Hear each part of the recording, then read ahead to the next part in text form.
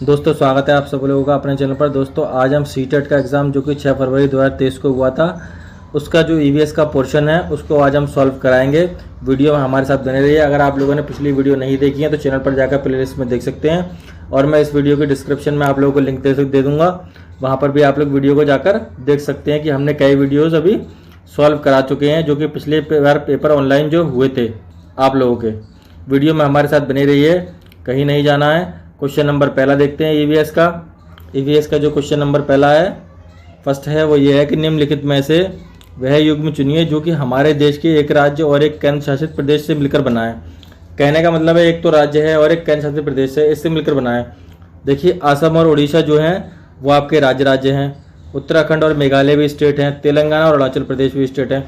इसका जो option number पहला होगा वही सही होगा, मणिपुर और जम्मू कश्मीर। बढ़ते हैं अगले क्वेश्चन पर। अगला क्वेश्चन है भारत के 3 समुद्र तटीय राज्य कौन से हैं। मतलब भारत की समुद्री रेखा से जो 9 राज्य लगते हैं। कितने राज्य लगते हैं? 9 राज्य लगते, स्टेट लगे हुए हैं समुद्र तटीय रेखा से। अब इसमें बताना है 3। तो देखिए इसका जो ऑप्शन नंबर पहला है वही सही होगा, महाराष्ट्र, उड़ीसा और आंध्र प्रदेश होगा। क्या होगा? आंध्र प्रदेश। इसमें एक ऑप्शन गलत दिया हुआ है, इसीलिए जो इसका पहला ऑप्शन नंबर ए है वही सही होगा। बढ़ते हैं अगले क्वेश्चन पर। अगला क्वेश्चन फिर आता है मध्य प्रदेश के 3 निकटवर्ती राज्य बताइए। मतलब मध्य प्रदेश के से सीमा से लगे हुए 3 राज्य कौन से हैं? एक तो गुजरात है आपका, एक महाराष्ट्र हो गया, एक छत्तीसगढ़ हो गया। इसीलिए इसका ऑप्शन नंबर ए जो सही है बिल्कुल सही है पहला। बढ़ते हैं अगले क्वेश्चन पर। अगला क्वेश्चन देखते हैं, ये आपका है एक छात्र 29 नवंबर 2022 को सूरत से नागरकोइल जाने के लिए ट्रेन में बैठा। एक छात्र 29 नवंबर 2022 को सूरत से नागरकोइल जाने के लिए ट्रेन में बैठा। यह ट्रेन 20:30 बजे चली थी, 20:30 पर चली थी। 1 दिसंबर 2022 को 13 बजे नागरकोइल पहुंची। यदि इस ट्रेन ने 2119 किलोमीटर दूरी चली तो ट्रेन की औसत चाल क्या है? दोस्तों इस क्वेश्चन का आंसर ही मैं आपको डायरेक्ट बता दूंगा, आप इसको सॉल्व करके देख सकते हैं। इसका जो आंसर होगा वो 53 किलोमीटर होगा और डिस्टेंस अपॉन टाइम वाला इसके अंदर फॉर्मूला लगेगा। बढ़ते हैं अगले क्वेश्चन पर। अगला क्वेश्चन रीजनिंग का क्वेश्चन है, ये भी आप लोग खुद सॉल्व करके देख सकते हैं। बढ़ते हैं अगले क्वेश्चन पर। अगला क्वेश्चन है नीचे दिए गए किस राज्य के पहाड़ों के जंगलों में लोग झूम के तरीके को अपनाते हैं? झूम की खेती किस स्टेट में भारत की होती है? झारखंड में होती है, मिजोरम में होती है, असम में होती है, छत्तीसगढ़ में होती है। आप लोग भी बताने की कोशिश करिए दोस्तों। इसका जो आंसर नंबर दूसरा है वही सही है, मिजोरम में झूम की खेती होती है। और झूम की खेती में क्या होता है, फसल को काटा नहीं जाता, फसल को जब पूरी हो जाती है तो उसे काट लिया जाता है, काटने के बाद उसको जला दिया जाता है और जो उसकी जली हुई जो मटेरियल बचता है वो खेती के लिए बहुत ही लाभदायक होता है। बढ़ते हैं अगले क्वेश्चन पर। अगला क्वेश्चन है हमारे देश में पाए जाने वाले अति सामान्य पक्षियों का वह जोड़ा चुनिए जिनकी दृष्टि श्रेष्ठ होती है। मतलब कहने का बहुत तेज होती है, जो हमारी तुलना में वस्तुओं पर 4 गुना अधिक दूरी तक देख सकते हैं। कबूतर तोता नहीं होगा, कौआ और कोयल भी नहीं होगा, गिद्ध और फाख्ता भी नहीं होगा। इसका जो आंसर होगा चील और बाज होगा। ये हम लोगों पर 4 गुना दूरी पर देख सकते हैं। बढ़ते हैं अगले क्वेश्चन पर। अगला क्वेश्चन दोस्तों आप लोगों को भी बताना है, मच्छरों द्वारा होने वाले 2 रोगों का समुच्चय चुनिए। कहने का मतलब एक जोड़ा चुनना है आपको। हैजा और म्यादी बुखार मच्छरों से नहीं होता, हैजा मलेरिया भी नहीं होता, म्यादी बुखार मलेरिया भी नहीं होता। इसका जो आंसर नंबर चौथा है वही से हुआ डेंगू और चिकनगुनिया। बढ़ते हैं अगले क्वेश्चन पर।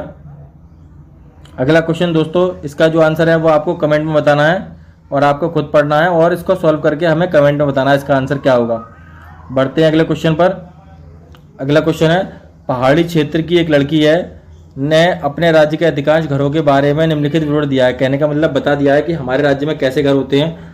हमारे यहाँ वर्षा बहुत होती है, बर्फ़ भी बहुत पड़ती है, ठंड भी बहुत होती है, धूप में बैठना अच्छा लगता है। हमारे घर पत्थर अथवा लकड़ी से बने होते हैं। हमारे घर की जो छतें होती हैं वो ढालू होती हैं। तो कहाँ होती हैं?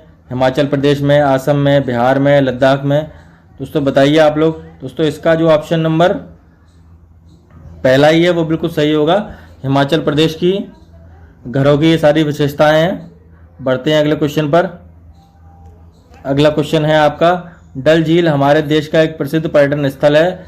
इस झील में हाउस बोट होते हैं जिनमें लोग रहना पसंद करते हैं। वे शिकारा में बैठकर चप्पू चलाना चाहते हैं।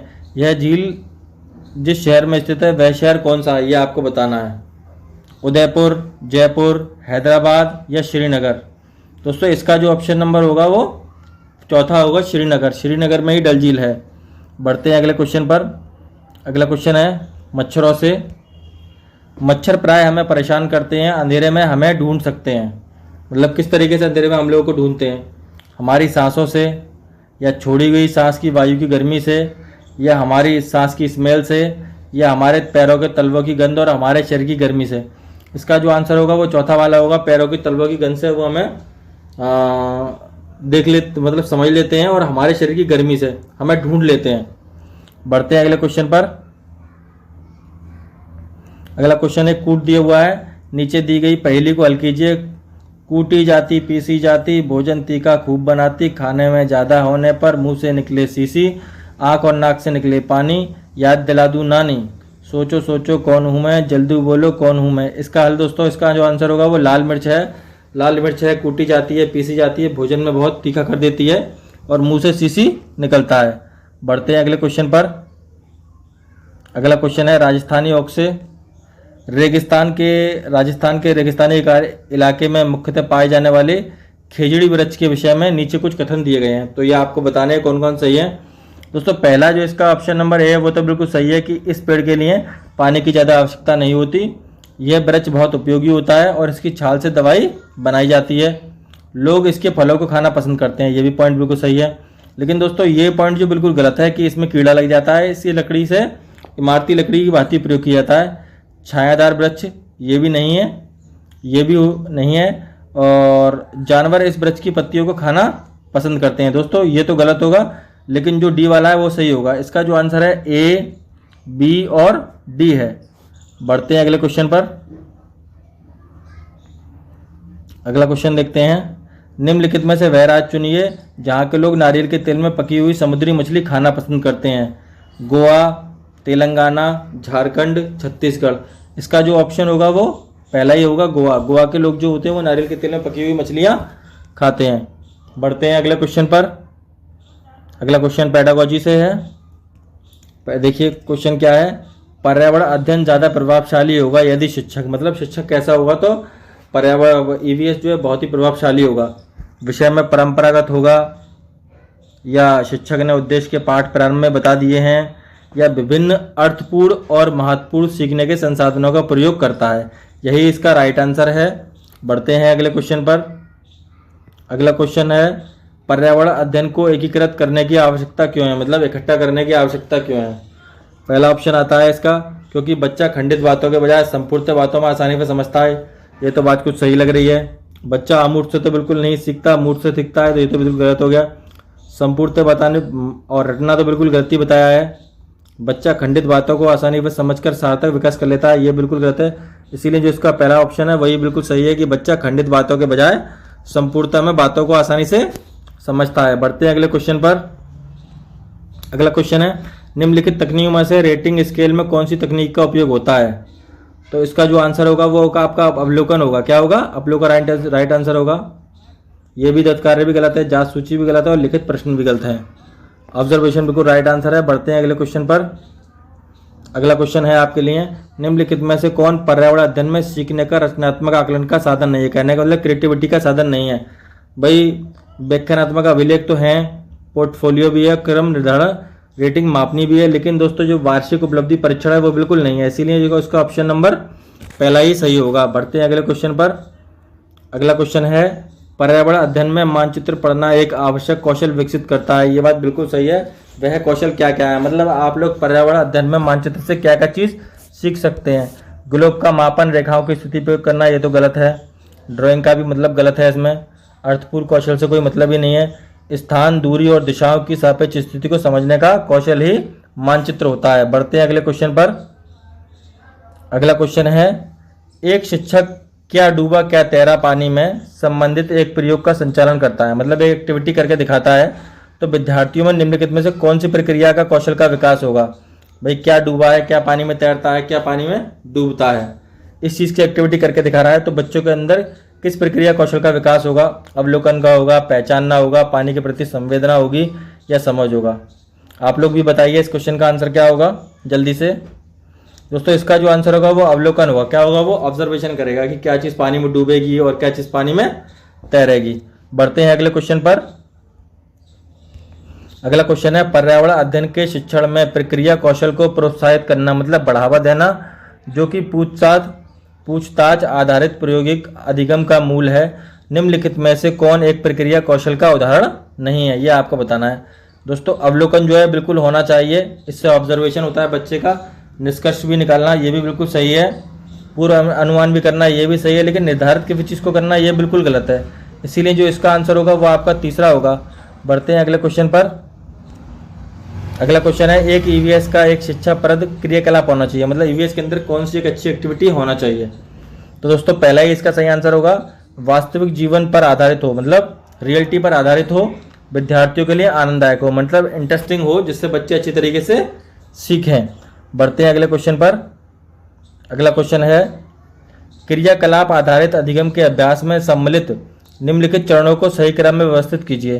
तो दोस्तों सबसे पहला इसमें आ जाता है किसी भी चीज़ की योजना बनाइए, उसके बाद आता है क्रियाकलाप का संचालन करना, एक्टिविटी पर वर्क करना, फिर आता है आपका प्रक्रम पर विचार करना, मतलब क्या विचार करना है, उसके बाद दोहराना आता है। बढ़ते हैं अगले क्वेश्चन पर। अगला क्वेश्चन है, ईवीएस पाठ्यचर्या का आधार वाक्य क्या है? इसको आपको कमेंट में बताना है। किसमें बताना है? कमेंट में दोस्तों। बढ़ते हैं अगले क्वेश्चन पर। अगला क्वेश्चन है, ईवीएस के शिक्षण अधिगम में परियोजना प्रक्रम लाभकारी है क्योंकि देखते हैं क्या है इसका ऑप्शन। यह शिक्षक को एक मार्गदर्शक और सुगमकर्ता बनाता है, पहला ऑप्शन होगा। विविध संसाधनों की आवश्यकता होती है, दूसरा ऑप्शन हो गया। बच्चे परियोजना करने वाले भाग और क्रिया के भाग से अभिभूत होते हैं, या बच्चों को अभिसारी चिंतन के लिए अवसर प्रदान होते हैं। दोस्तों इसका जो आंसर होगा वो आपका दूसरा होगा, क्योंकि इसमें विविध संसाधनों की बात की जा रही है, मतलब अलग अलग संसाधनों को इकट्ठा करके उनके साथ काम करने की बात की जा रही है। यही इसका राइट आंसर है। बढ़ते हैं अगले क्वेश्चन पर। अगला क्वेश्चन है, समस्या समाधान से, फिर समस्या का मैं समाधान किस तरीके से करना चाहिए? समस्या समाधान में सम्मिलित चरणों को सही क्रम में व्यवस्थित कीजिए। तो दोस्तों पहला क्या आता है, समस्या को परिभाषित करेंगे कि समस्या क्या है आपके पास, फिर समस्या का एनालाइज करेंगे कैसे करना है, क्या करना है, फिर क्रिया के लिए संभावित चर्चा करेंगे, मतलब उस पर बातचीत करेंगे, फिर परिणाम का मूल्यांकन होगा। इसका जो ऑप्शन नंबर है वही पहला सही होगा। बढ़ते हैं अगले क्वेश्चन पर। अगला क्वेश्चन है, ईवीएस में निम्नलिखित में से अधिगम के सामुदायिक संसाधनों के उदाहरण कौन कौन से हैं, मतलब कम्युनिटी के संसाधनों के उदाहरण कौन कौन से हैं? तो दोस्तों विश्वविद्यालय, नदी, रेडियो ये तो नहीं हो सकते। इसका जो आंसर होगा बड़े संसाधनों में आता है। सामुदायिक, दुकानदार भी समाज के अंदर होता है, शिक्षक भी होते हैं और माता पिता भी होते हैं, यही इसका आंसर है। और मोबाइल फ़ोन ये सब टेक्नोलॉजी के अंदर आते हैं। बढ़ते हैं अगले क्वेश्चन पर। अगला क्वेश्चन है आपका, अधिविन्यास तथा अथवा सत्रीय कार्य के विषय में कौन सा कथन सही है, यह आपको बताना है। तो पहला ऑप्शन देखते हैं, अपनी प्रक्रिया के अनुसार परिवार जन अधिविन्यास में योगदान देते हैं, ये तो बिल्कुल गलत होगा। परिवार से तो इसका कोई लेना देना नहीं है। मूल्यांकन का एकमात्र तरीका यही नहीं है, और भी तरीके हमारे पास हैं। गृह कार्य से इसका कोई मतलब नहीं है। इसका जो ऑप्शन नंबर है चौथा वो बिल्कुल सही होगा कि अधिविन्यास के स्वयं के विचारों का निर्माण करना और उन्हें स्पष्ट करने में मदद करना। अब अगला क्वेश्चन देखते हैं। यह क्वेश्चन वीडियो का लास्ट क्वेश्चन है दोस्तों। यदि आपको ज्ञात हो जाए कि आपकी कक्षा के कई विद्यार्थी होनहार बुद्धिमान है, कहने का मतलब है आप क्लास में पढ़ा रहे हैं, आपको पता चल जाए कि कई बच्चे जो होशियार हैं बहुत, तो आप उनके साथ क्या करेंगे, किस तरीके से उनको पढ़ाएंगे? कोई विशिष्ट परियोजना तो नहीं बनानी है दोस्तों, अलग बैठाने से भी कोई मतलब नहीं है उनका, और उससे ऊपर वाली क्लास के विद्यार्थी के साथ बिल्कुल नहीं पढ़ाना है। उन्हें समृद्ध पाठ्यचर्या का प्रयोग कर पढ़ाएंगे। ऑप्शन नंबर चौथा सही होगा। दोस्तों अगर वीडियो अच्छा लगा हो तो चैनल को लाइक कीजिए, सब्सक्राइब कीजिए, शेयर कीजिए। वीडियो देखने के लिए धन्यवाद।